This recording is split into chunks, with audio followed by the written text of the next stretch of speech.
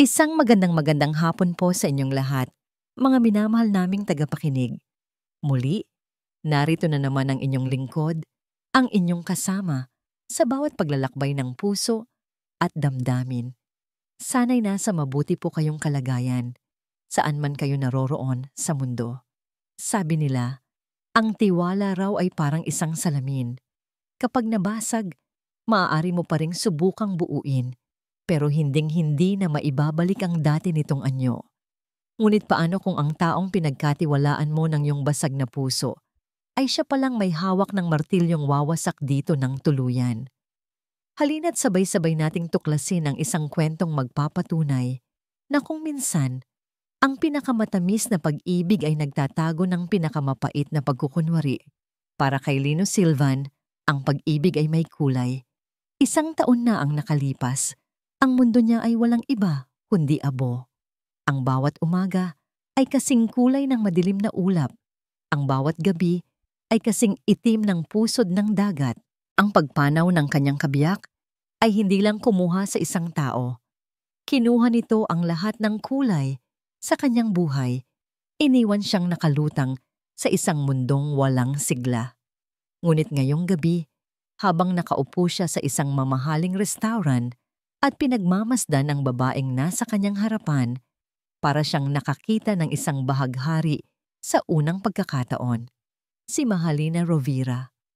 Ang pangalan pa lang niya ay isang musika sa pandinig ni Lino. Ang kanyang mga ngiti ay parang sinag ng araw na tumatagos sa pinakamadilim na sulok ng kanyang puso. Ang kanyang mga tawa ay himig na pumapawis sa lahat ng kalungkutan.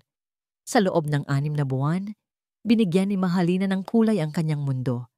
Isang matingkad na pula ng pasyon, isang payapang asul ng pag-asa, isang mainit na dilaw ng kaligayahan. Malalim yata ang iniisip mo. Malamig na sabi ni Mahalina. Ang mga mata nito'y kumikinang sa ilaw mula sa kandila sa kanilang lamesa. Napangiti si Lino, isang ngiting matagal nang nawala sa kanyang mga labi. Hinawakan niya ang kamay nito na nakapatong sa ibabaw ng mesa. Iniisip ko lang kung gaano ako kaswerte. Sagot niya, ang bawat salita ay puno ng sinseridad. Dumating ka sa buhay ko noong akala ko wala ng pag-asa. You saved me, Lina. Isang banayad na pamumula ang gumuhit sa mga pisngi ni Mahalina. Hindi, Lino.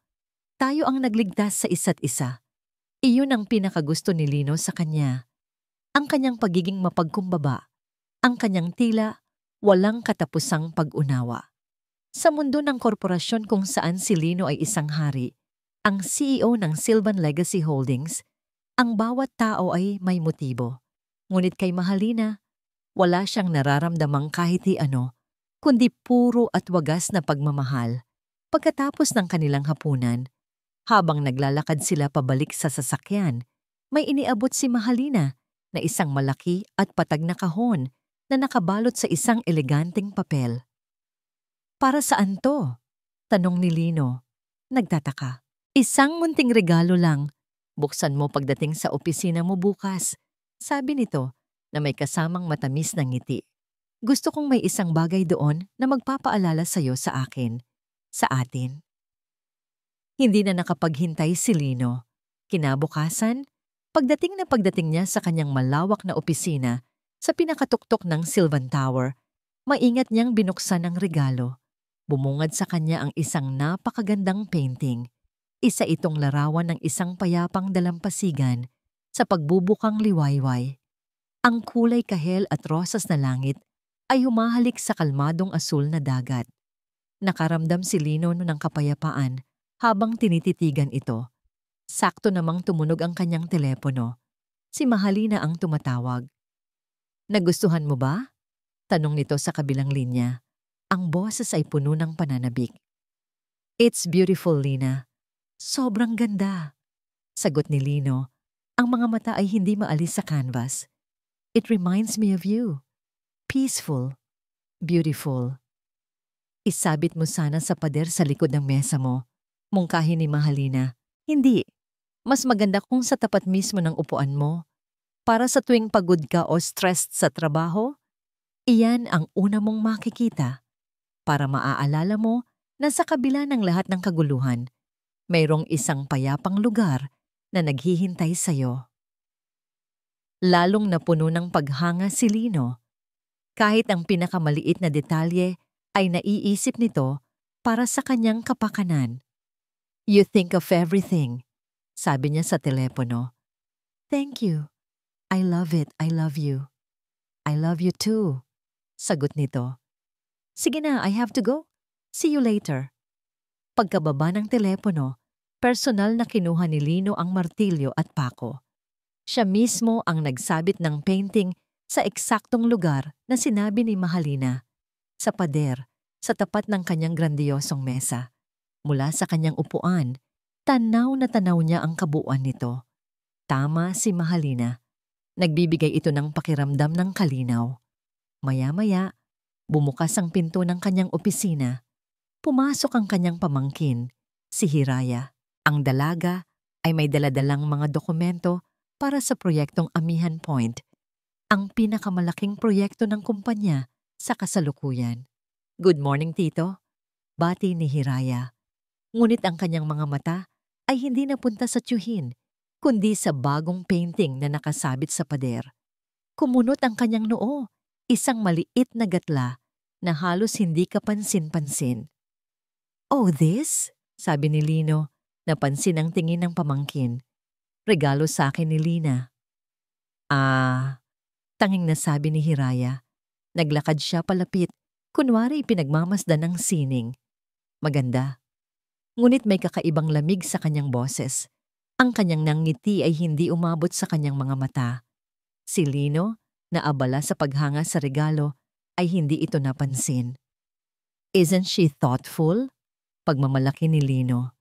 Sabi niya, "Para raw lagi kong makikita at maalala ang kapayapaan." Tumangulang si Hiraya. Ang mga mata niya'y tila sinusuri ang bawat pulgada ng canvas. May kung anong hindi maipaliwanag na pagdududa sa kanyang tingin. Pero mabilis din niya itong binawi at ibinalik ang atensyon sa mga dokumentong dala. "Anyway, Tito, ito na po yung mga papeles para sa final bidding. Kailangan niyo na pong pirmahan." Habang abala si Lino sa pagpirma, ang mga mata ni Hiraya ay muling bumalik sa painting. May mali. May kung anong hindi tama. Pero hindi niya matukoy kung ano. Nang matapos ang araw, naiwan si Lino mag-isa sa kanyang opisina. Sumandal siya sa kanyang upuan at muling tinanaw ang painting. Napangiti siya. Ito ang simbolo ng kanyang bagong simula, ng kanyang bagong buhay kasama si Mahalina. Ang lahat ay perpekto.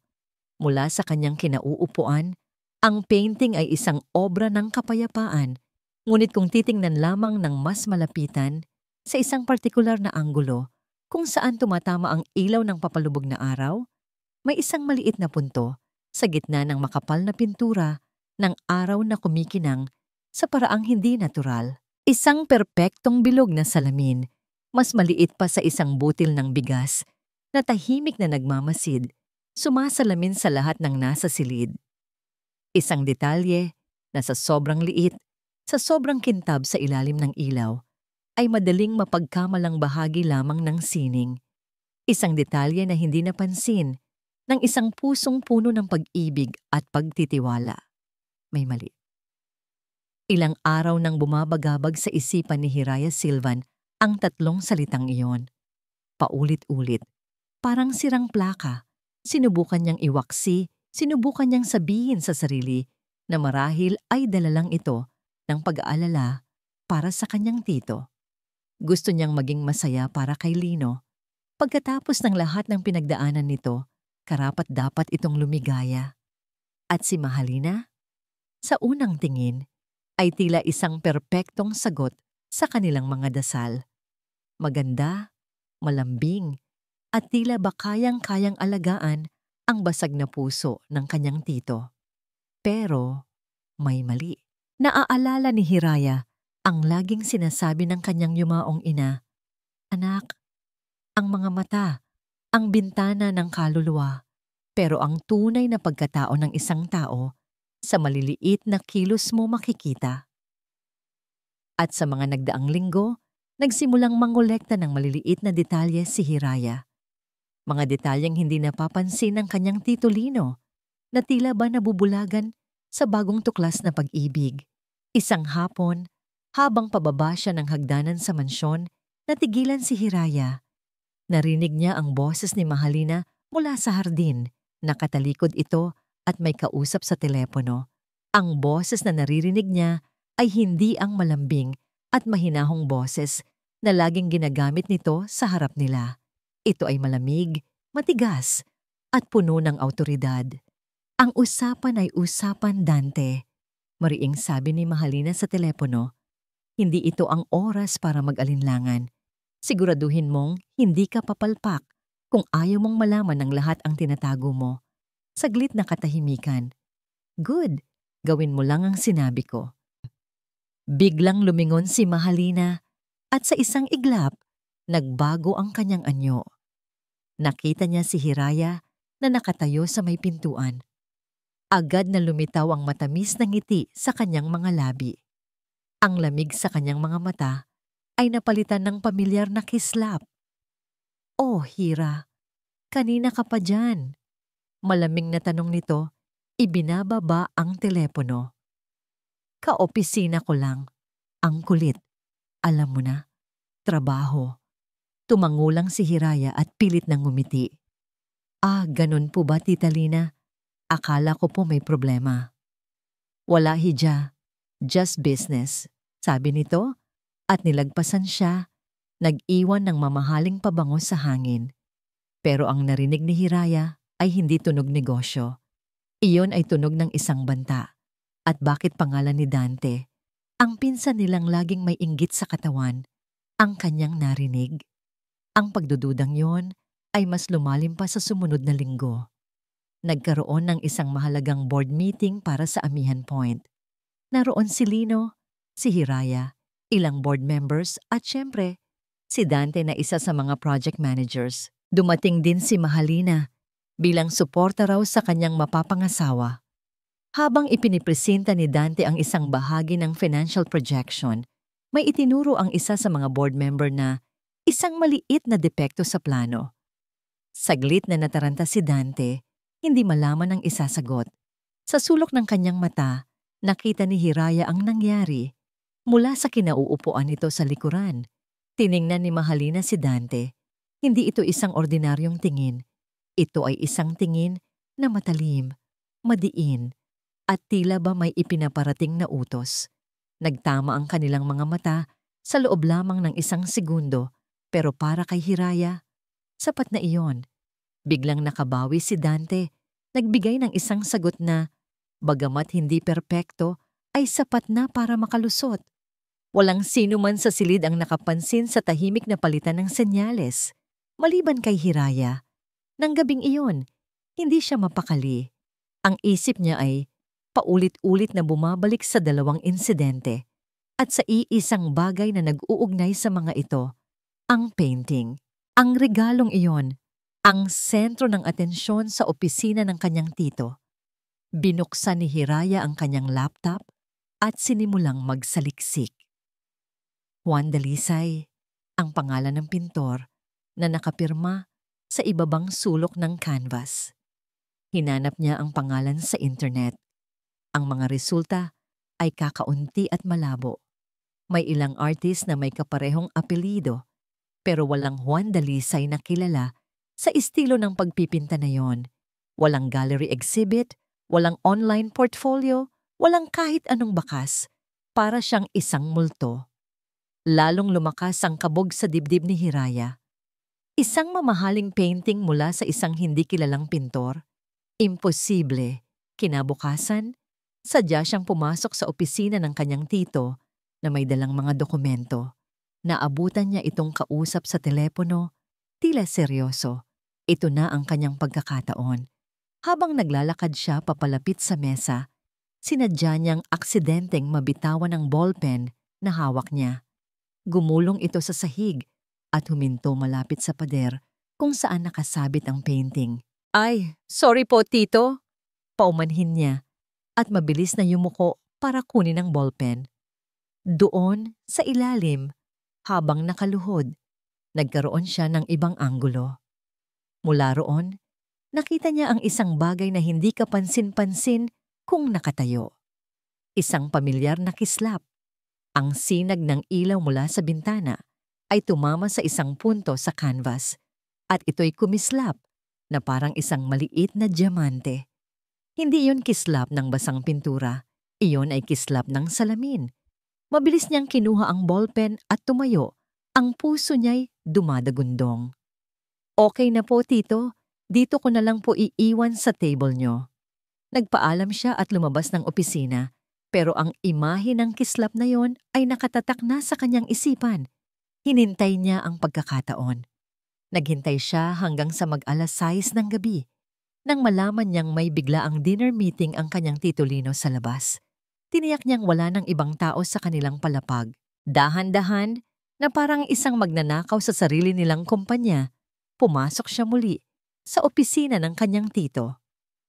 Ang katahimikan sa loob ay nakakabingi. Ang tanging maririnig ay ang malakas na pagtibok ng kanyang puso. Nilapitan niya ang painting. Ang payapang dalampasigan sa larawan ay tila nanunuya sa kaguluhang nararamdaman niya. Nanginginig ang kanyang mga kamay. Inangat niya ang kanyang kanang kamay. Ang kanyang hintuturo ay dahan-dahang lumapit sa canvas. Pinakiramdaman niya ang magaspang na tekstura ng pinatuyong pintura. Hinanap ng kanyang daliri ang eksaktong lugar kung saan niya nakita ang kislap kanina. At pagkatapos, naramdaman niya ito. Sa gitna ng magaspang na pintura, may isang bahaging kakaiba. Isang maliit na punto na hindi magaspang. Ito ay malamig, makinis at perpektong bilog. Napasinghap si Hiraya at mabilis na binawi ang kanyang kamay. Nanlaki ang kanyang mga mata sa takot at realisasyon. Hindi iyon pintura. Hindi iyon basta-bastang kislap. Iyon ay isang lente. Isang maliit na mata na salamin na tahimik na nakatago sa gitna ng sining, na walang sawang nagmamasid sa lahat ng nangyayari sa loob ng silid na yon. Ang puso ni Hiraya ay tila gustong kumawala sa kanyang dibdib. Ang painting ay hindi isang regalo ng kapayapaan. Ito ay isang espiya. Hindi makahinga si Hiraya. Tila ba may isang kamay na nakasakal sa kanyang lalamunan, habang ang lamig ng salamin sa dulo ng kanyang daliri ay gumagapang paakyat sa kanyang braso, sa kanyang balikat, hanggang sa batok. Ang tibok ng kanyang puso ay napakalakas, isang dagundong sa nakakabinging katahimikan ng opisina. Isang lente, isang mata, isang espiya na nakatago sa isang regalo ng pag-ibig. Ang unang pumasok sa isip niya ay tumakbo. Tumakbo palayo sa katotohanan yon. Ngunit agad itong napalitan ng isang nag-aapoy na determinasyon. Kailangan niya ng pruweba. Hindi sapat na alam niya lang. Kailangan niyang maipakita sa kanyang titulino ang katotohanang pilit nitong iniiwasang makita. Nanginginig ang mga kamay, tumakbo siya pabalik sa kanyang sariling cubicle. Mula sa drawer ng kanyang mesa, kinuha niya ang isang maliit na set ng precision tools na ginagamit niya para sa pag-aayos ng electronics, isang hobby na namana niya sa kanyang ama. Kumuha siya ng isang pares ng manipis na tiyani at isang maliit na pry tool. Bawat kilos niya ay mabilis ngunit maingat, batid na anumang oras ay maaring may bumalik sa palapag. Bumalik siya sa opisina. Ang painting sa pader ay tila isang halimaw na naghihintay sa kanya. Huminga siya ng malalim. Pinipilit na pakalmahin ang nanginginig niyang mga kamay. Kaya mo to, Hira, bulong niya sa sarili. Gamit ang dulo ng pry tool, maingat niyang sinimulang ukitin ang paligid ng lente. Ang pintura ay matigas at makapal, isang perpektong pantakip. Kailangan niyang mag-ingat na hindi masira ang lente o mag-iwan ng masyadong halatang bakas. Malamig na pawis ang nagsimulang mamuo sa kanyang noo. Bawat maliit na tunog mula sa labas ng opisina, ang tunog ng elevator, ang mahinang ugong ng aircon, ay nagpapatindig ng kanyang balahibo. Pagkatapos ng ilang minuto na, para bang isang kawalang hanggan. Naluwag din niya ito. Gamit ang tiyani, marahan niyang hinugot ang maliit na aparato mula sa pagkakabaon nito sa canvas. Mas maliit pa ito sa butones ng damit. Isang itim na bilog na may kumikinang na lente sa gitna at isang maliit na micro SD card na nakasaksak sa gilid.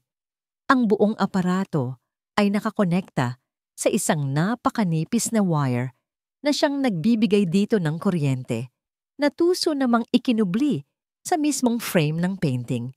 Hinawakan niya ito sa kanyang palad. Ang maliit na bagay na ito ay may hawak na katotohanan. Isang katotohanang maaaring sumira sa lahat.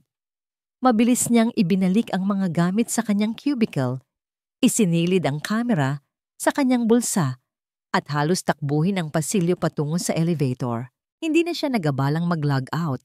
Ang tanging nasa isip niya ay makarating sa isang lugar na ligtas. Pagdating sa mansyon, dumiretso siya sa kanyang kwarto.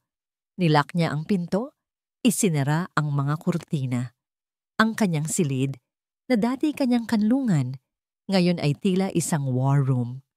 Kinuha niya ang kanyang laptop at isang card reader. Nanginginig pa rin ang mga kamay habang inaalis niya ang micro SD card mula sa camera at isinasaksak ito sa reader. Pag-plug niya sa laptop, agad itong kinilala ng sistema. Isang folder ang lumitaw sa screen. Ang pangalan ng folder, Amihan. Nanlamig ang buo niyang katawan. Ginamit pa nila ang pangalan ng pinakamahalagang proyekto ng kumpanya. Nang buksan niya ang folder, bumungad sa kanya ang dos-dosenang video files. Bawat isa ay may petsa at oras. Ang pinakaluma ay mula mismo sa araw na isinabit ng kanyang tito ang painting. Nag-aalangan, nag-double-click siya sa isa sa mga pinakabagong file. Ang screen ng kanyang laptop ay napuno ng pamilyar na imahe. Ang opisina ng kanyang tito Lino mula sa eksaktong anggulo ng painting. Nakikita niya ang likod ng kanyang tito, nakaupo ito sa kanyang silya, may kausap sa telepono. Yes, Mr. Tan, I assure you. Narinig ni Hiraya ang boses ng kanyang tito mula sa speakers. The initial investment figures for Amihan Point are secure. We are moving forward as planned. Napasapo si Hiraya sa kanyang bibig. Bawat kumpidensyal na pag-uusap, bawat business deal, bawat pribadong sandali ng kanyang tito sa loob ng opisina nito. Lahat ay nakikita at naririnig. Mabilis niyang isinara ang video. Hindi niya kayang makita ang pagtataksil ng harapan. Nag-scroll siya sa mga files, hinahanap ang isang bagay na mas konkreto, isang bagay na magpapatunay kung sino ang nasa likod nito. At nakita niya ito. Isang audio file na may petsang 2 gabi na ang nakalipas, oras kung kailan alam niyang wala na ang tito niya sa opisina. Pinindot niya ang play. Sa una, katahimikan lang. Pagkatapos ay narinig niya ang mahinang pagbukas ng pinto. Ilang sandali pa, isang pamilyar na boses ng babae ang bumasag sa katahimikan. Boses ni Mahalina. Okay ka na dyan? Tanong nito. Ang boses ay walang bahid ng lambing. Oo, sagot ng isang nanginginig na boses. Boses ni Dante. Na-download ko na ang data mula sa camera. Nandito na lahat ng pag-uusap niya sa mga Hapon na investors. Magaling, sabi ni Mahalina. May kasiyahan sa kanyang tono. Iyan na ang huling piraso na kailangan natin. Ibigay mo sa akin ang drive. Siguraduhin mong wala kang iiwang kopya. Lina, sigurado ka ba rito? Tanong ni Dante. May pag-aalinlangan. Ang gabi ng mga bituin ay party din para sa engagement ninyo. Hindi ba? Sobra na gato? Narinig ni Hiraya ang isang mapaklang tawa mula kay Mahalina. Sobra? Dante, ang ginagawa natin ay hindi pa sapat para bayaran ang ginawa ng pamilya nila sa pamilya ko. Ang engagement party na yon ay hindi selebrasyon. Iyon ang magiging entablado ng pagbagsak ni Lino Silvan. Ngayon, ibigay mo na sa akin yan bago pa may makakita sa atin. Pinatay ni Hiraya ang audio. Hindi na niya kailangan marinig pa ang iba. Ang lahat ay malinaw na. Ang paghihiganti, ang panloloko, ang paggamit sa kanyang pinsan. Lahat ng kanyang hinala ay tama. Hawak niya sa kanyang kamay ang maliit na kamera, ang matigas at malamig na ebidensya ng lahat. Ang mga luha ay nagsimulang tumulo mula sa kanyang mga mata. Luha ng galit, ng takot at ng awa para sa kanyang tito. Habang pinupunasan niya ang kanyang mga pisngi, mula sa bintana ng kanyang silid, narinig niya ang tunog ng isang pamilyar na sasakyan na pumapasok sa gate. Ang sasakyan ng kanyang tito Lino. Kasunod nito, narinig niya ang pinakamasakit na tunog sa lahat. Isang masaya at malambing na tawa ng isang babae na umaalingaw-ngaw sa katahimikan ng gabi. Ang tawa ni Mahalina. Dumating na sila. Napatitig si Hiraya sa pinto ng kanyang kwarto. Hawak-hawak ang katotohanan sa kanyang palad. Paano niya sasabihin sa kanyang tito na ang babaeng nagbigay muli ng kulay sa mundo nito ay siya ring magpapalubog dito sa pinakamadilim na gabi ng kanyang buhay? Kagagaling lang ni Lino sa paghahatid kay Mahalina sa sasakyan nito. Pumasok siya sa loob ng mansyon na may ngiti pa rin sa kanyang mga labi. Ang bawat sandali na kasama niya ito ay parang isang pangarap, isang matamis na pangarap na gumigising sa natutulog niyang puso. Habang naglalakad siya sa malawak na sala, nadatnan niya si Hiraya na naghihintay sa kanya, nakaupo sa isa sa mga sofa. Ang anyo ng kanyang pamangkin ay kakaiba. Maputla ang mga labi nito at ang kanyang mga matang laging puno ng sigla, ay balot ng isang madilim na ulap ng kalungkutan at takot. Agad na nawala ang nangiti ni Lino. "Hira, anong problema? Bakit gising ka pa?" Tanong niya. Lumapit siya at naupo sa tapat nito. Tumingin sa kanya si Hiraya. Nakita ni Lino ang bakas ng mga tuyong luha sa mga pisngi nito. Sinubukan nitong magsalita, ngunit walang boses na lumabas sa una. Huminga ito ng malalim, tila nag-iipon ng lakas. "Tito," panimula nito. Ang boses ay basag at nanginginig. May kailangan po kayong malaman." Kumunot ang noo ni Lino na puno ng pag-aalala. "Ano iyon? May nangyari ba sa opisina? Sa proyekto?" Umiling si Hiraya at muling may namuong luha sa kanyang mga mata. "Hindi po, Tito. Ito ay tungkol kay Tita Mahalina." Sa isang iglap, nagbago ang aura sa silid. Ang pag-aalala sa mukha ni Lino ay napalitan ng isang matigas na depensa. Ang pangalan ni Mahalina ay sagrado sa kanya. "Anong tungkol sa kanya?" tanong niya. Ang boses ay bahagyang tumigas. "Tito, please, pakinggan niyo po muna ako." Pakiusap ni Hiraya.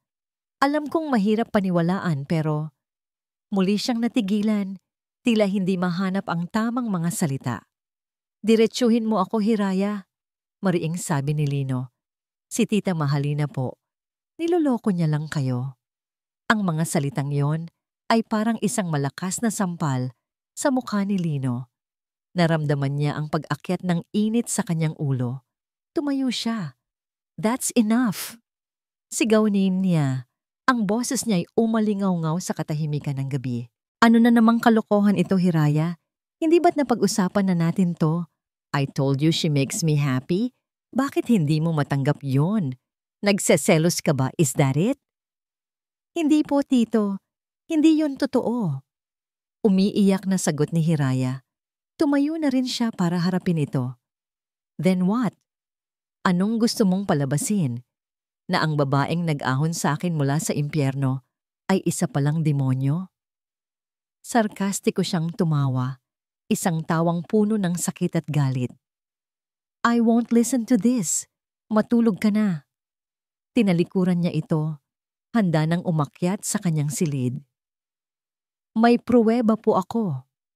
Ang sigaw na yon ni Hiraya ang nagpatigil sa kanya. Dahan-dahan siyang lumingon. Ang kanyang mga mata ay nag-aapoy sa galit. "Pruweba? Anong pruweba ang pinagsasabi mo?" Hindi na nagsalita pa si Hiraya. Lumapit ito sa center table. Binuksan ang kanyang laptop at iniharap ito kay Lino. Sa screen ay ang video player. Nakapos sa isang pamilyar na imahe. Ang loob ng opisina ni Lino. Natahimik si Lino. Ang galit niya ay dahan-dahang napalitan ng pagkalito. Ano yan?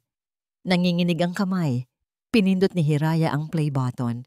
Nakita ni Lino ang kanyang sarili. Nakaupo sa kanyang silya, may kausap sa telepono.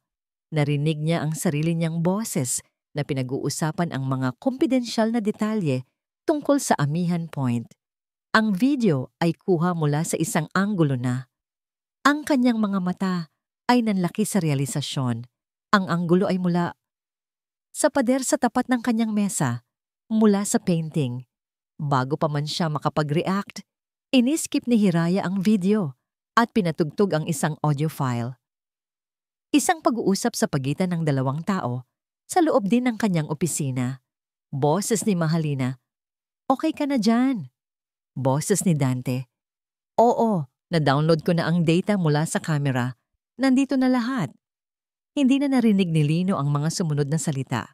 Ang boses ni Mahalina, hindi ang malambing na boses na alam niya, kundi isang boses na malamig at kalkulado. At ang boses ng sarili niyang pinsan ay parang mga punyal na sabay-sabay na sumaksak sa kanyang puso. Ang mundo ni Lino ay gumuho. Ang kulay na ibinalik ni Mahalina sa kanyang buhay ay biglang naglaho, napalitan ng isang nakakabulag na itim. Ang pag-ibig na naramdaman niya ay naging lason na kumakalat sa kanyang mga ugat.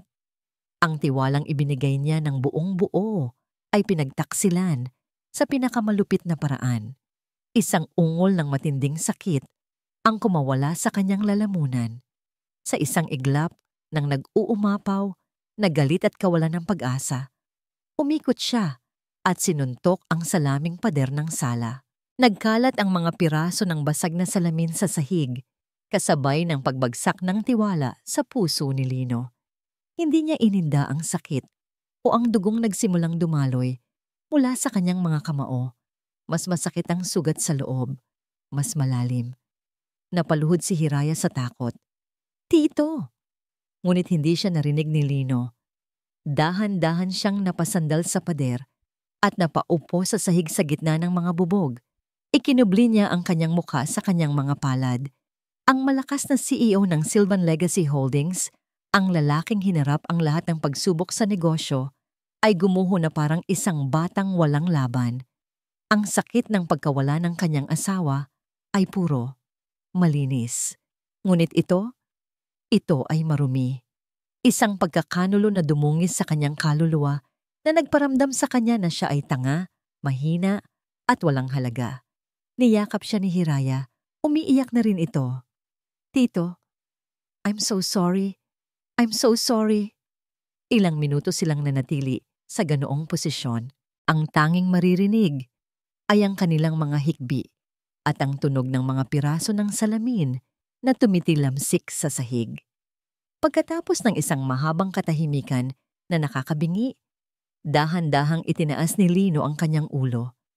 Ang kanyang mukha ay basang-basa ng luha, ngunit ang kanyang mga mata, nagbago na ang mga ito. Ang dating init at pagmamahal ay nawala. Ang pumalit ay isang bagay na malamig, isang bagay na matigas na parang yelo, na parang bakal. Tumingin siya kay Hiraya. Ang kanyang tingin ay diretso at puno ng isang nakakakilabot na determinasyon. Hinawakan niya ang balikat ng kanyang pamangkin. "Tumahan ka na," sabi niya. Ang boses niya ay kalmado sa isang paraang nakakatakot. "Huwag mong ipahalata kahit kanino na may alam tayo." Nagtatakang tumingin si Hiraya sa kanya. "Pipo, anong gagawin natin?" Tumayo si Lino. Hindi inaalintana ang mga sugat sa kanyang kamay. Tumingin siya sa bintana. Sa madilim na gabi, tila ba nakikita na ang mangyayari sa hinaharap. "Ang gabi ng mga bituin," sabi niya. "Ang bawat salita ay may bigat. Ang engagement party, itutuloy natin. Ang sakit ay may dalawang anyo. Mayroong sakit na dumudurog, iniiwan kang pira-piraso, at walang kakayahang bumangon. At mayroong sakit na parang apoy, Isang apoy na tumutupok sa lahat ng kahinaan, nag-iiwan ng bakal na pinatibay at hinasa sa nagbabagang galit. Para kay Lino Silvan, ang apoy na yon ang siyang pumalit sa luhang umagos sa kanyang mga mata kagabi. Kinaumagahan, ang basag na salamin sa sala ay nalinis na, ngunit ang mga lamat sa puso ni Lino ay mananatili roon magpakailanman. Hindi na siya ang lalaking bulag sa pag-ibig. Ang lalaking nakatayo ngayon sa harap ni Hiraya sa pribadong library ng mansyon ay ibang-iba na. Isang estranghero na may pamilyar na mukha. Isang general na naghahanda para sa digmaan. Sa ibabaw ng antigong mesa ay isang chessboard. Si Lino mismo ang nag-ayos nito. Ang bawat laro ay may mga pyesa, sabi ni Lino. Ang boses niya ay kalmado at walang emosyon. Kinuha niya ang itim na reyna. Ito si Mahalina. Makapangyarihan, kayang gumalaw kahit saan, at ang pinakadelikadong kalaban. Ibinagsak niya ito ng may diin sa gitna ng mesa. Kinuha niya ang isang itim na kabayo. Ito si Dante, isang piyesang ginagamit niya para isagawa ang kanyang mga biglaang pag-atake. Sunod niyang kinuha ang puting hari. At ito ako, ang target, ang kailangang maprotektahan, ngunit siya ring magdedeklara ng checkmate. Tumingin siya kay Hiraya. Ang mga mata niya'y puno ng isang bagong uri ng respeto. At ikaw, Hira, sabi niya, habang itinuturo ang isang puting bishop, ikaw ang aking pinakamahalagang kapanalig, ang piyesang gumagalaw sa paraang hindi nila inaasahan. Ano po ang plano, Tito? Tanong ni Hiraya. Ang kanyang boses ay matatag na rin, tila nahahawa sa determinasyon ng tiyuhin. Hindi natin sila pipigilan, sagot ni Lino. Ang isang mapait na ngiti ay sumilay sa kanyang mga labi. Bibigyan natin sila ng mas mabilis na daan patungo sa kanilang inaakalang tagumpay. Kung impormasyon ang gusto nila, impormasyon ang ibibigay natin. Ang plano ay simple ngunit mapanganib. Gagawa sila ng isang pekeng bersyon ng Amihan Point.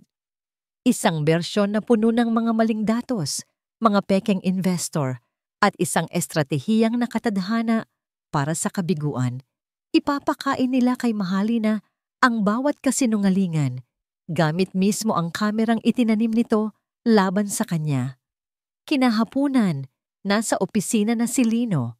Ang painting sa pader sa kanyang harapan ay hindi na isang simbolo ng kapayapaan, kundi isang paalala ng pagkakanulo. Isang mata na kailangan niyang akitin at bulagin. Sinadya niyang maglakad-lakad sa loob ng opisina, tila balisa, habang may kausap sa telepono. Saito-san? Yes, good afternoon? Sabi niya sa telepono. Sapat na malakas para marinig ng sino mang nakikinig. About the Amihan Point venture, I have great news. The geological surveys just came back positive. The Batangas coastline is even better than our Subic projection. Nagpatuloy siya, nagbabanggit ng mga pekeng numero, mga pangalan ng pekeng kumpanya. Bawat salita ay isang patibong. Habang nagsasalita, tinitigan niya ang painting. Sa isip niya, kinakausap niya si Mahalina. Makinig ka ng mabuti, mahal ko. Pakinggan mo ang kwentong ginawa ko para lang sa'yo. Ang pinakamahirap na bahagi ay ang mga gabing kailangan niyang harapin si Mahalina. Ngayong gabi, nag-anyaya ito para sa isang hapunan. Si Lino, si Hiraya, at si Mahalina. Isang perpektong larawan ng isang masayang pamilya, isang perpektong kasinungalingan. Are you okay, love? You seem tense. Tanong ni Mahalina habang hinahawakan nito ang kamay ni Lino sa ibabaw ng mesa. Ang dating mainit na haplos nito ngayon ay parang yelo sa kanyang balat.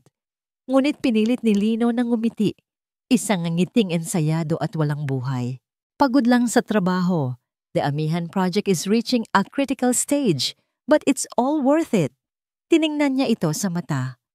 Para sa future natin. Sa kabilang dulo ng mesa, tahimik na kumakain si Hiraya.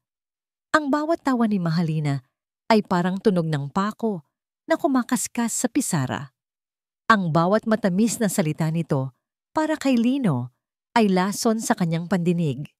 Humahanga siya sa tatag ng kanyang tito.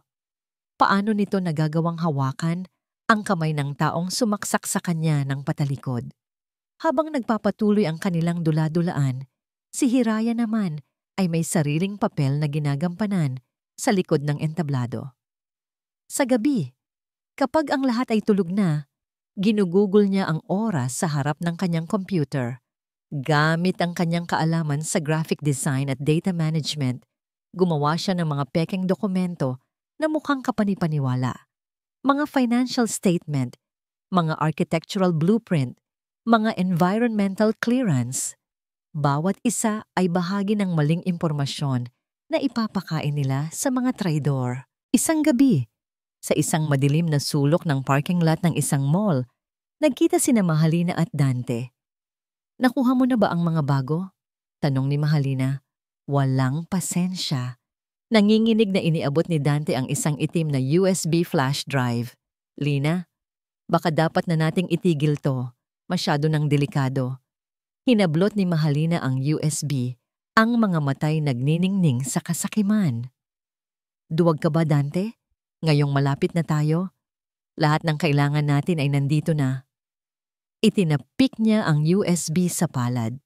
"Salamat sa kamera ko at sa kahangalan ni Lino. Hawak na natin ang buong plano ng Amihan Point."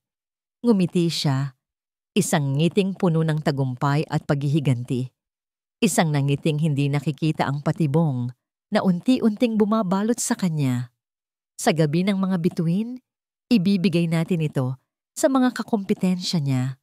Bulong ni Mahalina, tila ninanamnam ang bawat salita. At pagkatapos, sabay-sabay nating panoorin kung paano gumuho ang Sylvan Legacy Holdings. Malapit na, Dante. Malapit na. Para kay Mahalina Rovira, ang pag-ibig ay isang armas at ang paghihiganti ay isang sining. Habang ang buong mundo ay nakikita siya bilang ang mapagmahal na nobya ng isang makapangyarihang CEO, may isang lugar kung saan siya ay siya lamang, isang anak na babaeng nagluluksa sa harap ng isang malamig na puntod. Dito sa lumang sementeryo, sa ilalim ng lilim ng isang kalachuchi, nakatayo siya sa harap ng nag-iisang marmol na lapida kung saan nakaukit ang pangalan ng kanyang ama, ina at lolo. Rovira, isang pangalan na dati kasing tanyag at kasing respetado ng Sylvan. Isang pangalan na ngayon ay halos nalimutan na, natabunan ng anino ng kahihiyan at pagkalugi. Idinikit niya ang kanyang palad sa malamig na bato. Ang kanyang mga kuko ay bahagyang kumaskas sa mga nakaukit na letra. At sa isang iglap, bumalik ang lahat. Flashback. 10 taong gulang si Mahalina. Nakatayo siya sa dilim ng pasilyo, nakasilip sa bahagyang nakaawang na pinto ng library ng kanilang mansyon. Sa loob, nakaluhod ang kanyang ama, isang lalaking dati puno ng kumpiyansa at lakas, sa harap ng kanyang lolo. Umiiyak ito. Wala na itay. Hikbi ng kanyang ama. Kinuha na nila ang lahat. The Sylvans, they wiped us out. Walang natira. Ang pangalang Sylvan ay binigkas na parang isang sumpa. Isang salitang nagpabagsak sa kanilang mundo. Mula sa araw na yon, nawala ang lahat. Ang kanilang mansyon, ang kanilang mga sasakyan, ang respeto ng mga tao, ang pinakamasakit, nawala ang liwanag sa mga mata ng kanyang ama, na unti-unting nilamon ng depresyon hanggang sa ito'y bumigay na rin. End of flashback. Pinunasan ni Mahalina ang isang luhang hindi niya namalayang pumatak. Hindi yon luha ng kalungkutan, iyon ay luha ng puot. Malapit na papa, bulong niya sa hangin. Ang lahat ng kinuha nila sa atin, babawiin ko. Hindi lang ang yaman, kundi ang dignidad, ang pangalan. Sisirain ko sila tulad ng pagsira nila sa inyo. Ang kanyang plano ay hindi lamang tungkol sa pera. Iyon ay tungkol sa dugo at paghihiganti. Si Lino Sylvan ay hindi isang tao para sa kanya. Isa siyang simbolo, ang huling hari ng imperyong nagpabagsak sa kanila, at ang puso nito ang pinakamahalagang tropeyo. Pagkaalis sa sementeryo, dumiretso siya sa isang tahimik na coffee shop kung saan naghihintay ang kanyang sunod-sunuran na pyesa. Nakayuko si Dante sa mesa, maputla at hindi mapakali. Nang makita niya si Mahalina na papalapit, mas lalo itong namutla. "Lina!" Bungad nito. Ang boses ay nanginginig. Naisip ko, baka masyado na itong mapanganib. Si Tito Lino, mabait siya sa akin. Umupo si Mahalina sa tapat niya. Ang kanyang kilos ay mahinahon, ngunit ang kanyang mga mata ay parang yelo. "Mabait?" Malamig niyang tanong. Mabait ba ang tawag sa pagtatago ng isang krimen para lang gawin kang utusan niya habang buhay? Natigilan si Dante. Tila sinampal ng mga salita ni Mahalina. Ang lihim, ang pinakamadilim na lihim ng kanyang buhay. "Wala kang alam dyan," mahinang sagot ni Dante. "Oh, talaga ba?" Ngumisi si Mahalina. 5 taon na ang nakalipas. Isang madilim na kalsada sa Tagaytay. "Masyado kang mabilis magpatakbo, Dante. Lasing ka." May nabangga kang isang tricycle. Ang driver, nabalian ng buto, hindi na makapagtrabaho. At sino ang nag-ayos ng lahat? Sino ang gumamit ng pera at impluwensya para patahimikin ang pamilya? Para ilibing ang police report? Para hindi ka makulong at masira ang pangalan ng mga Silvan? Ang bawat salita ni Mahalina ay parang isang suntok sa sikmura ni Dante. Itinago niya iyon para protektahan ako. "Hindi!" Mariing sabi ni Mahalina, bahagyang inilapit ang mukha. "Itinago niya iyon para kontrolin ka. Para sa tuwing titingin ka sa kanya, makikita mo ang iyong tagapagligtas. Para habang buhay kang may utang na loob. Isang asong sunod-sunuran. Iyon ang kabaitan ni Lino Silvan." Napasapo si Dante sa kanyang mukha. "Anong gusto mong gawin ko?" "Ang sinabi ko na sayo," sagot ni Mahalina, bumalik sa pagiging kalmado. "Ibigay mo sa akin ang lahat ng kailangan ko. At sa gabi ng mga bituin, kapag bagsak na si Lino at ang kanyang kumpanya, sisiguraduhin kong ang lihim mo ay mananatiling lihim. Kung hindi, hinayaan niyang mabitin ang kanyang banta sa hangin. Mas mabisa pa kaysa sa anumang salita." Tumayo siya. Inayos ang kanyang damit. "Huwag kang magkakamali, Dante. Isa lang ang daan palabas dito, at iyon ay ang daan na kasama ako." Tinalikuran niya ito, iniwang nanginginig sa takot at kahihiyan. Si Dante. Pag-uwi ni Mahalina sa kanyang marangyang condo unit, kinuha niya ang isang naka-frame na litrato sa kanyang bedside table. Litrato ni Lino Silvan, nakangiti. Hinaplos niya ang salamin. Ang kanyang daliri ay gumuhit sa anyo ng mukha ni Lino. Ang kanyang nangiti ay hindi ngiti ng isang nagmamahal na nobya. Iyon ay ang nangiti ng isang mangangasong malapit nang pumatay sa kanyang biktima. "Napaka-inosente," bulong niya sa litrato. "Akala mo pag-ibig ang nakita mo sa akin. Ang hindi mo alam, ang nakikita mo lang ay ang salamin ng pagbagsak mo." Sa kabilang dako ng syudad, si Dante ay nakaupo pa rin sa coffee shop tulala. Biglang nag-vibrate ang kanyang telepono sa ibabaw ng mesa. Isang text message mula sa isang hindi rehistradong numero. Nanginginig niyang binuksan ito. "From unknown number, alam ko ang ginagawa niya sa'yo. May pagkakataon ka pa para gawin ang tama." Nanlaki ang mga mata ni Dante. Mabilis siyang lumingon sa paligid. Hinahanap kung sino ang maaaring nagmamasid sa kanya.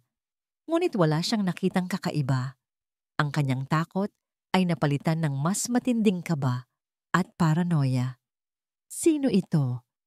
Ang hangin sa Silvan Mansion ay mabigat. Siksik sa mga sikretong hindi masambit at mga tensyong hindi maipakita. 24 na oras na lang bago ang gabi ng mga bituin, ang gabi kung saan ang lahat ng maskara ay babagsak. Para kina Lino at Hiraya, ang bawat pag-ikot ng orasan ay parang tunog ng isang bombang malapit ng sumabog. Sa loob ng library, magkaharap na naman sila. Ngunit wala na ang chessboard. Ang nasa ibabaw ng mesa ngayon ay ang layout ng tala, ballroom sa Marilag Hotel, mga listahan ng bisita at isang diagram ng mga security camera. Nakatanggap na ako ng ulat mula sa security team na kinuha ko. Mahinang sabi ni Lino, tila ba natatakot na baka may makarinig sa kanila kahit alam nilang sila lang ang naroon. Sila ang nagpadala ng text message kay Dante. Nag-reply po ba siya? Tanong ni Hiraya. Ang kanyang mga mata ay nakatuon sa larawan ni Dante sa guest list. Umiling si Lino. Hindi. Pero ayon sa kanila, mula nang matanggap niya ang mensahe, naging balisa siya. Ilang beses siyang tumawag kay Mahalina. He's panicking. That's good. A rattled pawn is a useless pawn. Tumingin si Hiraya sa kanyang tito. Ang lamig sa mga mata nito ay hindi nawawala. Pero sa ilalim nito, nakikita niya ang pagod, ang bigat ng pagpapanggap. Tito, sigurado po ba kayo rito? Pwede naman po nating kansilahin ang lahat. Tawagan ng pulis. Isinara ni Lino ang folders sa kanyang harapan. Tumingin siya sa labas ng bintana, sa kadiliman ng gabi. Kung gagawin natin yan, Hira, makukulong lang siya. Pero ang lason na ikinalat niya, ang kasinungalingang itinanim niya, mananatili. Ang kahihiyan ay ididikit sa pangalan ng pamilya natin. Humarap siyang muli kay Hiraya. Ang kanyang tingin ay matalim. Hindi. Kailangan itong mangyari sa paraang siya mismo ang maglalantad sa sarili niya. Sa harap ng lahat ng taong gusto niyang pahangain, kailangan nilang makita ang tunay niyang mukha. Hindi ang kwentong ibibigay ng mga abogado. This is not just about business. This is about our family's honor. Sa kabilang banda, sa kanyang kondo, si Mahalina Rovira ay nasa harap ng isang life-size mirror. Suot ang isang napakagandang gown na kulay dugo. Perpekto ang bagsak nito sa kanyang katawan, kumikinang sa bawat paggalaw. Ito ang kanyang isusuot bukas ng gabi. Ang kanyang victory gown. Inaayos niya ang kanyang buhok habang iniisip ang magiging reaksyon ng lahat. Ang pagkabigla, ang tsismis, ang pagbagsak ng isang higante. At siya, sa gitna ng lahat, ang babaeng akala nila ay biktima. Ngunit sa katotohanan, ay ang siyang may hawak ng patalim. Kinuha niya ang kanyang telepono at tiningnan ang mga mensahe mula kay Dante. Sunod-sunod, puno ng takot. Sinong nakakaalam, Lina? May nag-text sa akin. Baka may nakasunod sa atin. Kailangan nating itigil to. Naiiling nang ngumisi si Mahalina. Duwag. Isinantabi niya ang telepono. Wala nang makakapigil sa kanya. Hindi isang duwag na tulad ni Dante. Kinagabihan, habang papalalim ang gabi, nagkita sina Lino at Hiraya sa rooftop ng mansyon. Tahimik nilang pinanood ang mga ilaw ng syudad sa di kalayuan. Naaalala mo ba noong bata ka pa? Biglang sabi ni Lino, bumasag sa katahimikan. Lagi kang dinadala rito ng papa mo. Sabi niya, ang bawat ilaw daw na yan ay isang pangarap. At ang trabaho daw natin ay siguraduhing hindi mamamatay ang mga pangarap na yon. Tumango si Hiraya. Isang mapait na ngiti ang sumilay sa kanyang mga labi. Naalala ko po. I'm sorry, Hira. Sabi ni Lino. Ang boses niya ay puno ng pagsisisi. Sorry kung hindi ako naniwala sa iyo agad. Masyado akong nasilaw. Naiintindihan ko po, Tito. Sagot ni Hiraya. Tumingin siya sa kanyang tiuhin. Nakita ang sakit sa likod ng maskara ng katatagan. Ang importante po, magkasama tayo ngayon. May kinuha si Lino mula sa kanyang bulsa, isang maliit na kahon. Inabot niya ito kay Hiraya. Nang buksan ito ng dalaga, nakita niya ang isang pamilyar na silver brooch na hugis bituin, ang paboritong alahas ng kanyang ina. Gusto ng mama mo na isuot mo yan sa isang espesyal na okasyon, sabi ni Lino. Bukas ang gabing iyon. Maging bituin ka, Hira. Maging ilaw ka sa dilim. Niyakap ni Hiraya ang kanyang tito, isang yakap na puno ng pasasalamat at pag-aalala. Sa sandaling iyon, hindi sila CEO at empleyado. Sila ay pamilya, isang tiyuhin at isang pamangkin na magkasamang haharap sa pinakamalaking unos ng kanilang buhay. Ilang sandali pa, iniwan na ni Hiraya si Lino para bigyan ito ng pagkakataong mapag-isa. Naiwan si Lino, nakatingin sa kalawakan. Kinuha niya ang kanyang telepono at tiningnan ang litrato ni Mahalina. Ang babaeng minahal niya, ang babaeng sisirain niya. Inihanda niya ang kanyang sarili para sa huling pagkakataon na kailangan niyang magpanggap. Handa na siya para sa kanyang huling pagganap. Sa ibaba, sa labas ng malaking gate ng mansyon, isang itim na kotse ang huminto. Bumaba mula rito si Dante. Tumingala siya sa malaking bahay. Ang mga ilaw nito'y tila nanunuya sa kanya. Hawak niya ang kanyang telepono. Binabasa muli ang text message na natanggap. May pagkakataon ka pa para gawin ang tama. Ang kanyang pag-iisip ay isang magulong digmaan sa pagitan ng takot kay Mahalina at sa posibilidad ng pagtubos. Pinatay niya ang screen ng telepono. Nanginginig ang kanyang kamay. Naglakad siya papunta sa intercom at pinindot ang buzzer. Ilang sandali pa, bumukas ang gate. Sa dulo ng driveway, sa ilalim ng ilaw ng entrada, bumukas ang malaking pinto ng mansyon. Nakatayo roon si Lino Silvan, naghihintay. Ang muka ay seryoso at hindi mabasa. Naglakad si Dante papalapit. Bawat hakbang ay parang may bigat na 1 tonelada. Nang makarating siya sa harap ng kanyang tiyuhin, nagtama ang kanilang mga mata. "Tito!" Simula ni Dante, ang kanyang boses ay nanginginig at puno ng pagsisisi. Kailangan po nating mag-usap." Ang Tala Ballroom ng Marilag Hotel ay naliligo sa liwanag. Ang libo-libong kristal ng mga chandelier ay kumikinang na parang mga bituin na nahulog mula sa langit. Sumasalamin sa mga alahas at mamahaling kasuotan ng mga pinakamayayamang tao sa Maynila. Ang marahang himig ng isang string quartet ay humahalo sa bulungan ng mga bisita at sa tunog ng mga kopitang nag-uumpugan. Ang champagne ay dumadaloy na parang ilog. Ang lahat ay perpekto. Isang perpektong gabi para sa isang perpektong kasinungalingan. Sa gitna ng lahat, si Mahalina Rovira ay isang diyosa. Ang kanyang gown na kulay dugo ay agaw pansin, isang mantsa ng pasyon sa karagatan ng mga itim na tuksido at mga pastel na kulay. Ang kanyang ngiti ay hindi nawawala. Ang kanyang tawa ay isang musika na umaakit sa lahat. Bawat isa ay gustong bumati. Bawat isa ay gustong makipagkamay sa babaeng nagpatibok muli sa puso ng isa sa mga pinakamakapangyarihang lalaki sa bansa. Siya ang reyna ng gabing ito at alam na alam niya iyon. Sa kanyang tabi, si Lino Silvan ay ang perpektong kapareha. Gwapo sa kanyang tuksido, ang kanyang ngiti ay laging handa para sa mga kamera. Ang kanyang kamay ay laging nakaalalay sa baywang ni Mahalina. Ngunit kung may sino mang titingin ng mas malapitan, kung may sino mang maglalakas loob na tumitig sa kanyang mga mata, makikita nila na ang ngiti ay hindi umaabot doon. Sa likod ng maskara ng isang masayang nobyo ay isang bakal na pader ng pagpipigil. Bawat haplos, bawat ngiti, bawat salita ng pagmamahal na binibitawan niya ay isang ensayadong linya sa isang mapanganib na dula. "Masaya ka ba, mahal ko?" Bulong ni Mahalina sa kanya. Ang mga mata nito'y nagniningning sa tagumpay. "Higit pa sa masaya," sagot ni Lino.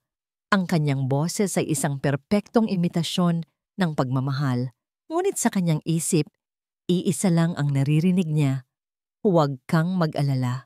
Malapit nang matapos ang pagpapanggap mo." Sa isang sulok ng ballroom, nakatayo si Hiraya, suot ang isang simpleng puting bestida. Sa kanyang dibdib ay nakakabit ang silver brooch na hugis bituin, isang paalala ng kanyang misyon. Ang kanyang mukha ay kalmado, ngunit ang kanyang mga mata ay alerto, sinusuri ang bawat galaw sa paligid.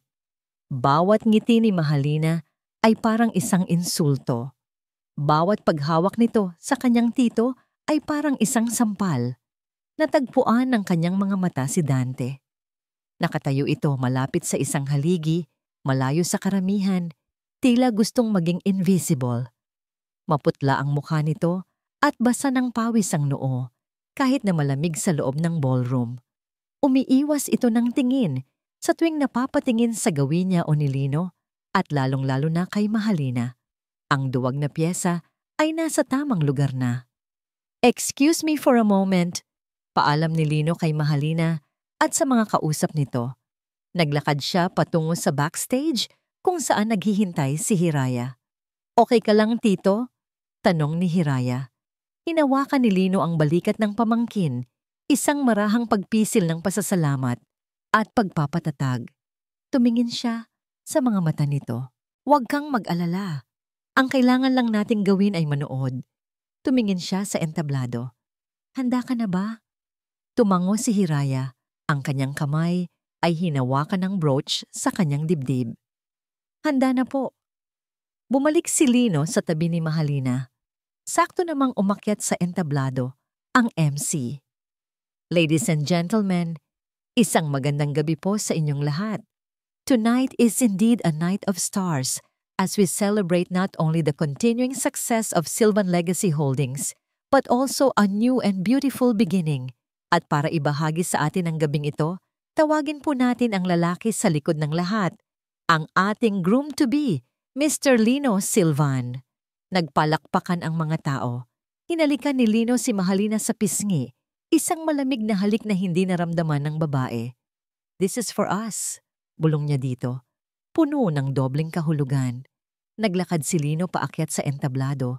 Ang bawat hakbang ay kalmado at may bigat. Mula sa kanyang kinatatayuan, kitang-kita niya ang lahat. Ang mga mukha ng kanyang mga kasosyo, mga kaibigan, mga kakumpetensya, at sa gitna ng lahat, ang nagliliwanag na mukha ni Mahalina. Nakatingin sa kanya ng may paghanga at pagmamahal. Isang perpektong pagganap hanggang sa huli. Kinuha niya ang mikropono. Sa malaking screen sa likod niya, isang slideshow ng mga litrato nila ni Mahalina ang nagpe-play.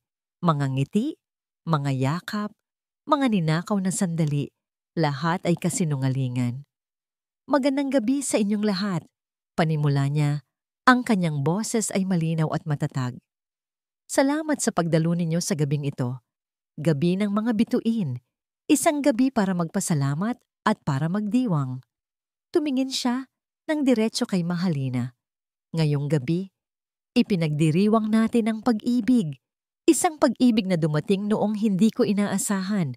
Isang pag-ibig na nagbigay muli ng kulay sa aking mundo." Ngumiti si Mahalina, isang ngiting puno ng pagmamalaki.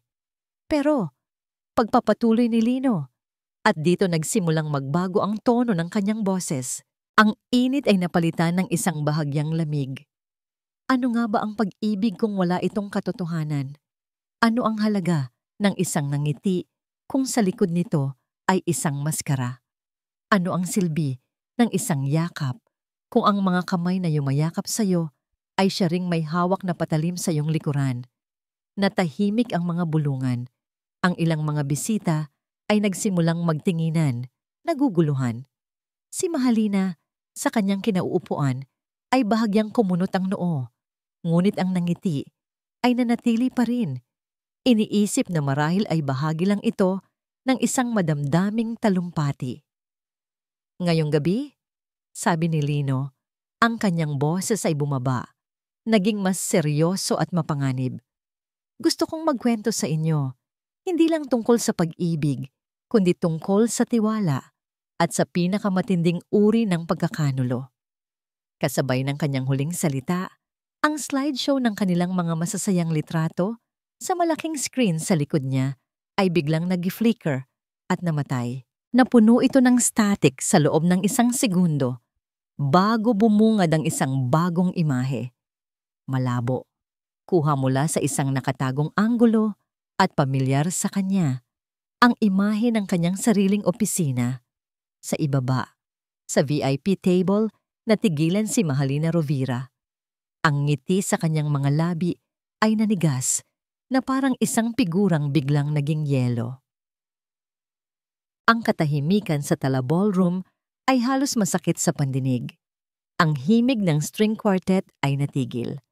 Ang bulungan ng mga bisita ay napalitan ng isang kolektibong paghinga ng pagkabigla. Lahat ng mata, daan-daang pares ng mata, ay nakatuon sa malaking screen sa likod ni Lino at pagkatapos ay sa nagyayelong mukha ni Mahalina Rovira. Sa screen, tumatakbo ang isang video. Si Lino nakaupo sa kanyang opisina, may kausap sa telepono.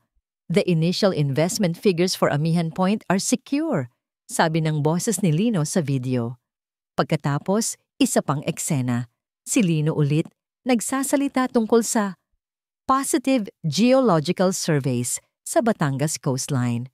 Lahat ng pekeng impormasyon na sinadya niyang sabihin sa loob ng kanyang opisina sa mga nagdaang linggo ay sunod-sunod na ipinalabas. Ang mga bisita ay naguguluhan pa rin. Hindi naiintindihan ang punto ng lahat. Marahil ay nagtataka kayo kung ano ang pinapanood ninyo, sabi ni Lino mula sa entablado. Ang kanyang boses ay kalmado na parang isang bagyo bago ito manalasa. Ito ang mga kuha mula sa isang regalong natanggap ko. Isang regalong akala ko ay simbolo ng kapayapaan at pagmamahal. Lumingon siya at itinuro ang screen. Ang regalong yon ay isang painting. At sa likod ng painting na yon ay isang kamera. Isang matang tahimik na nagmamasid at nagnanakaw ng bawat sikreto ng aking kumpanya. Isang malakas na hiyawan ng pagkabigla ang umalingaw-ngaw sa buong ballroom. Ngayon, naiintindihan na nila. Teka, anong kalokohan ito, Lino? Sigaw ni Mahalina. Sa wakas ay nakabawi mula sa pagkabigla. Tumayo siya. Ang kanyang mukha ay namumula sa galit at pagkapahiya. Sinubukan niyang magmukhang biktima. Bakit mo ginagawa ito? Anong kasinungalingan to? Hindi siya pinansin ni Lino. Pero hindi lang pagnanakaw ng impormasyon ng krimen dito. Pagpapatuloy niya, ang kanyang boses ay mas lalong lumakas. Ang krimen dito ay ang pagtataksil. Sa hudyat na yon, ang video sa screen ay napalitan ng isang audio recording at ang boses na pumuno sa buong ballroom ay ang boses na kilalang-kilalang lahat. Boses ni Mahalina. Na-download ko na ang data mula sa camera. Nandito na lahat. Boses ni Dante. Lina, sigurado ka ba rito? Boses ni Mahalina.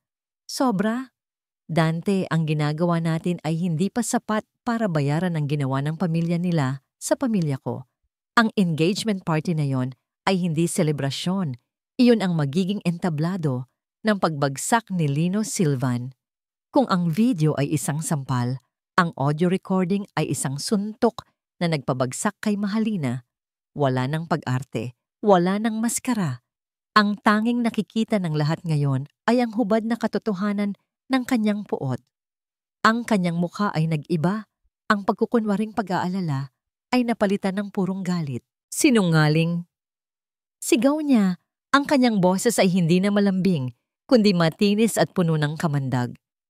Pinilit niya ako, si Dante, siya ang may kasalanan ng lahat. Sa desperasyon, itinuro niya ang kanyang pinsan na si Dante, na lalong namutla sa sulok. Ngunit bago pa man makagalaw si Dante, may isa pang boses na nagsalita. Hindi mula sa entablado, kundi mula sa gitna ng mga bisita. Hindi yan ang totoo. Lahat ay napalingon. Dahan-dahang lumakad si Dante mula sa kanyang kinatatayuan, nanginginig ngunit determinado. Ang duwag na pyesa ay sa wakas ay gumawa ng sarili niyang galaw. Huminto siya sa gitna, sa harap ng lahat.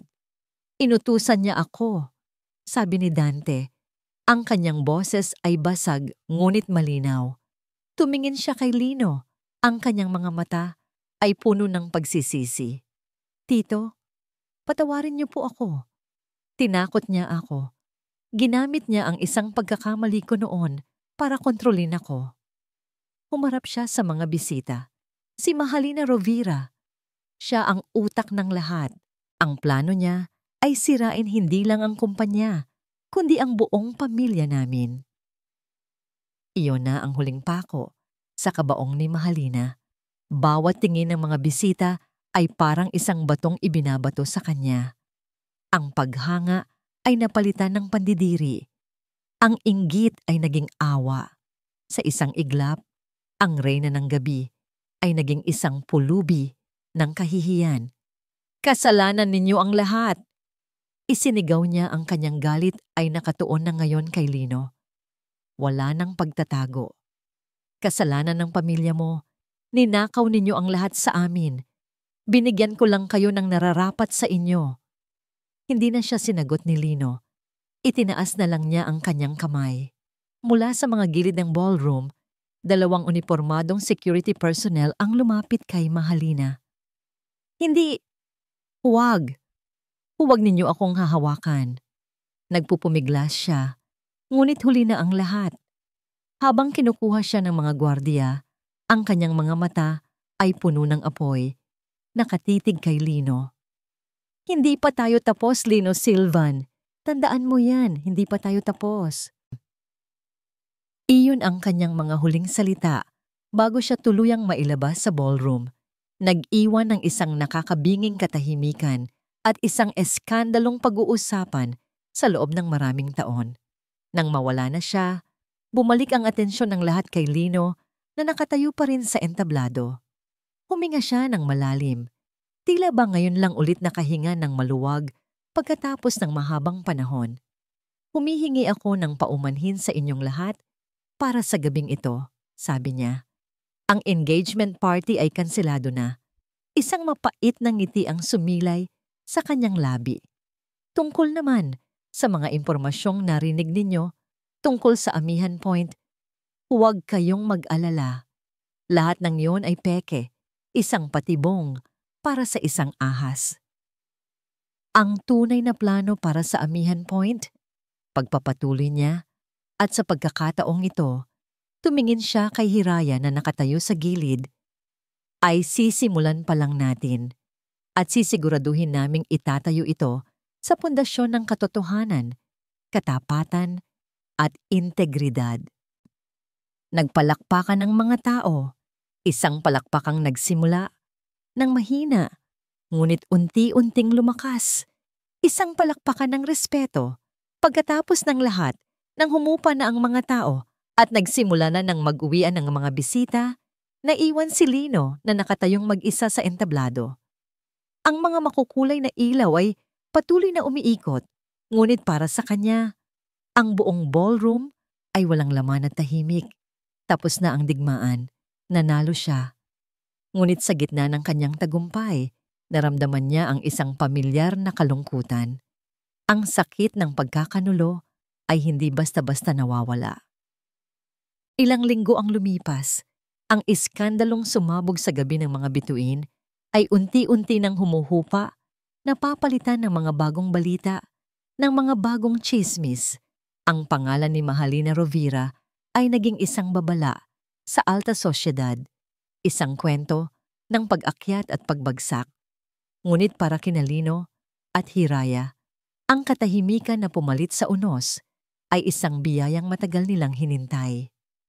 Ang Silvan Legacy Holdings ay nasa proseso ng muling pagbangon, hindi mula sa pagkalugi, kundi mula sa isang moral na pagkabulok na hindi nila namalayan. Isang umaga, pumasok si Lino sa isang maliit na opisina sa ibabang palapag ng gusali. Nakaupo roon si Dante, abala sa pag-aayos ng mga folder. Hindi na ito ang magarang opisina ng isang project manager. Isa na lamang itong simpleng cubicle. Nang makita niya si Lino, mabilis siyang tumayo. Ang kanyang mga mata ay puno ng hiya at paggalang. "Titito Lino," nauutal niyang bati. Hindi nagsalita si Lino. Nilapitan niya lang ito. Sa loob ng ilang linggo, hinayaan niyang si Dante ang unang gumawa ng hakbang. At ginawa nga nito. Inako ni Dante ang lahat ng kanyang pagkakamali sa board. Kusa siyang nag-resign sa kanyang posisyon At sinimulan niyang ayusin ang pamilya ng tricycle driver na nabangga niya maraming taon na ang nakalipas. Binasa ko ang report mo, sabi ni Lino. Ang kanyang boses ay kalmado.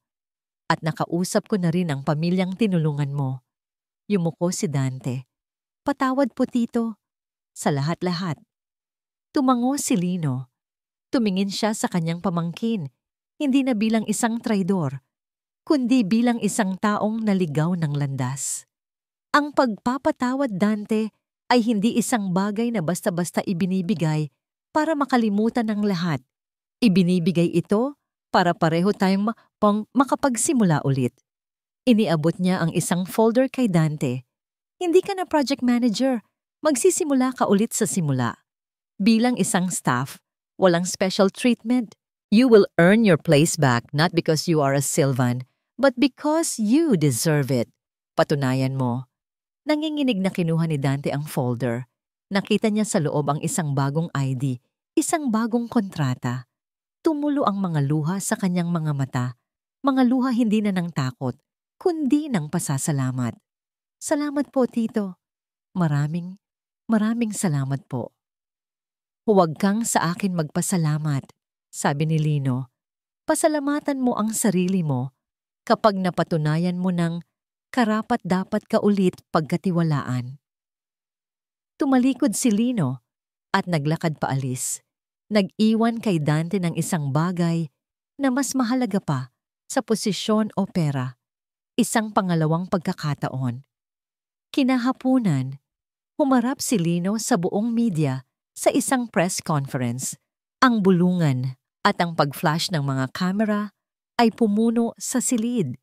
Sa kanyang tabi, tahimik na nakatayo si Hiraya, hindi na bilang isang pamangkin na nasa anino, kundi bilang isang haligi ng bagong Sylvan legacy.